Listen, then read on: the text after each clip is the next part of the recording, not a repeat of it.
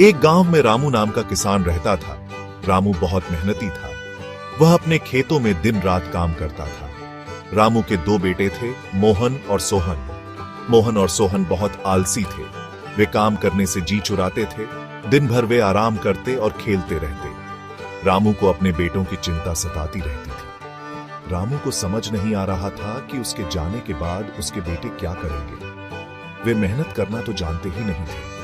रामू ने उन्हें बहुत समझाया कि उन्हें मेहनत करनी चाहिए, पर मोहन और सोहन पर कोई असर नहीं होता था। वे अपने पिता की बातों पर ध्यान नहीं देते थे।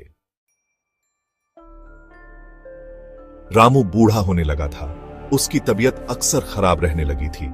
उसे चिंता होती थी कि उसके बाद उसके बेटों का क्या होगा। एक दिन रामू बहुत बीमार पड़ गया। उसने अपने बेटों को बुलाया। रामू ने कहा, बेटों, अब मैं ज्यादा दिन का मेहमान नहीं हूं।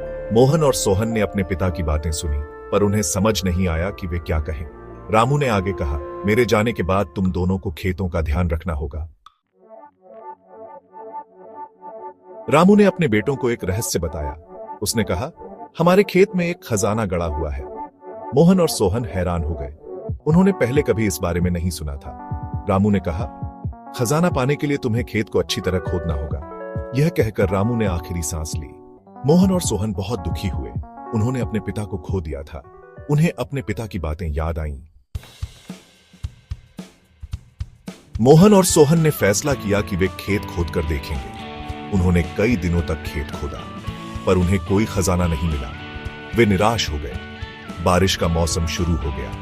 मोहन ने कहा, सोहन, अब हमें खेत में बीज बोने चाहिए। सोहन ने कहा, हां भाई, चलो पिताजी की तरह हम भी मेहनत करते हैं। दोनों भाइयों ने मिलकर खेत में बीज बोए।